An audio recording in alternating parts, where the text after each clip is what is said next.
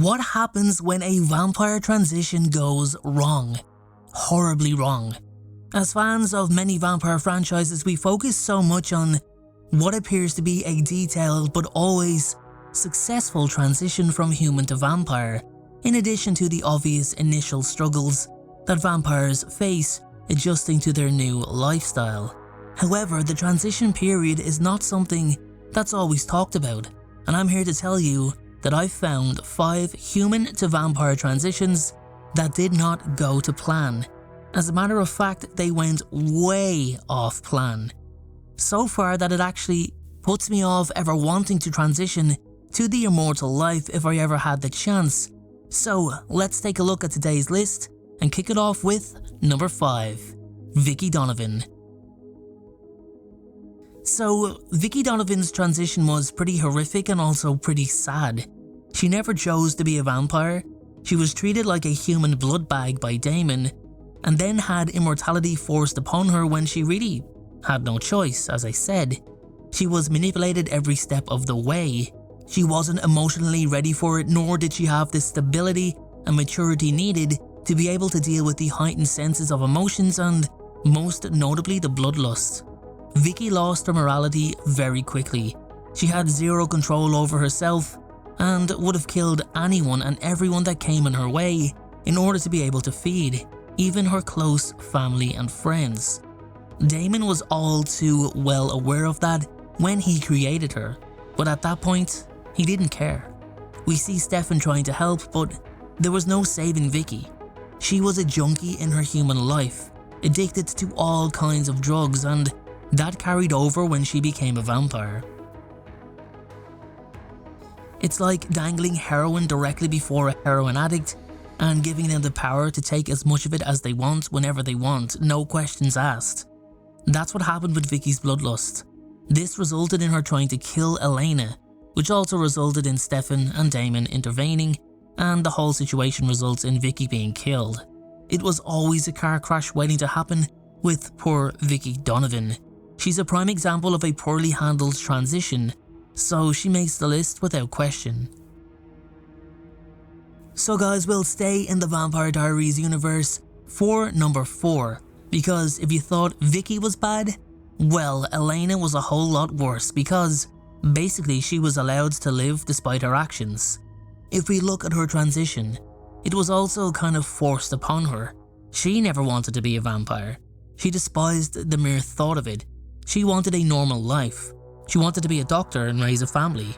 She was fed vampire blood through an IV without her knowledge, and then gets killed in the same manner that her parents did. Now, that is trauma. And Elena is horrified when she wakes up and realizes her fate. She also becomes sour to Damon, which means her body initially rejects human blood because of his choice of words. She struggles badly with her adjustment, and it costs her. It cost her relationship with Stefan, most importantly. She cannot deal with Jeremy's death, so she turns off her humanity and all hell breaks loose. She shows no compassion, no morals, and hurts so many people that when her humanity finally comes back, it's a truckload of guilt all at once, and it nearly destroys her. She was never meant to be a vampire. It never suited her. And she wanted a cure more than anything so she could return to her human life. That is just a summary of Elena's destruction. You really have to watch the episodes for yourself just to see how bad she was. Even after she returned to human status, she was never the same person, which I think was really well highlighted by her switch in wanting to be with Damon as the new Elena, in comparison to being with Stefan as the old version of herself. Milo from Morbius comes in at number 3, and he was the classic case of weak person clinging to life, suddenly becomes cured and adorned with a power beyond any reason, and goes absolutely crazy with these new powers. That was Milo in a nutshell, which is kinda sad because out of everyone, he could have handled it so differently. Milo was struck down with the same blood condition as his longest and closest friend, Michael Morbius. When Morbius invents a cure for the condition, he's horrified at what he has to do in order to sustain himself and not return to his weakened condition before. Milo discovers this and pleads with Morbius to give him the compound so he can finally be able to walk properly. and just have the life he was denied since childhood. Morbius refuses, citing that the uncontrollable monster that resides within him, which results in Milo taking the cure himself without Morbius knowing. This brings out the worst in Milo. It turns him into an arrogant, self-centered vampire who embraces every form of his new ability. He abandons his morals, his humanity, and feels as if the world has owed him this his entire life. My only criticism of Milo is that the transition from good to evil happens far too quickly, but that's down to the movie's direction itself, so I'll leave a pin in that for now. Milo went on an absolute rampage, killing innocent people, causing destruction wherever he went, and he completely justified to Morbius why he was not suitable for the cure, in addition to giving Morbius the justification to kill him. A sad beginning and a sad end for Milo. For our final two vampires on this list, we're going to look at things from a more genetic standpoint in terms of the transition going wrong, and who better a candidate than Jared Nomak. Coming in at number 2, Jared began a life as a human embryo that was genetically engineered to be born a vampire. He would grow rapidly to a mature enough age and was supposed to be the answer to the eradication of all of the vampire's natural weaknesses like silver and sunlight. Jared's human DNA could not handle the splicing with vampire DNA, and it began to show very early on. For despite Nomak's incredible power and enhancements like having his heart encased in a bone-like structure, his rapid regeneration and healing abilities was slowly killing him. He was a failed experiment and had to suffer the consequences of certain death, something he was already aware of.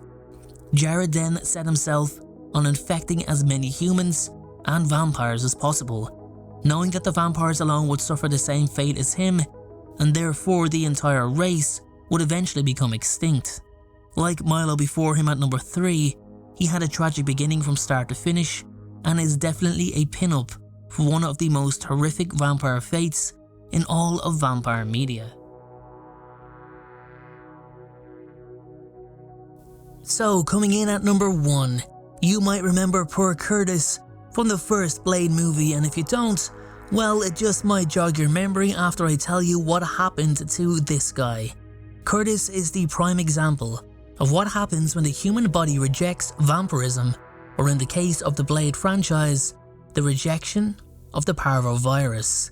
After being bitten by Quinn, Curtis's body began changing, but the parvovirus could not fully corrupt his DNA, which resulted in him becoming a zombie-like creature with some vampiric traits. Curtis could feed on blood but also human flesh. His own flesh became necrotic, and he became something of a laughing spectacle for Deacon Frost, who had him placed in a chamber beneath the vampire lair. In my opinion, he turned into something ghoul-like. He was undead, but he was never going to be much else. Even as his flesh peeled from his bones, he'd remain alive until there was basically nothing left. I thought it was a great decision by the producers of the movie to show what happens when a vampire transition goes wrong. It also highlights that it doesn't work for everyone, and it shows that depending on one's DNA, they could suffer the same fate.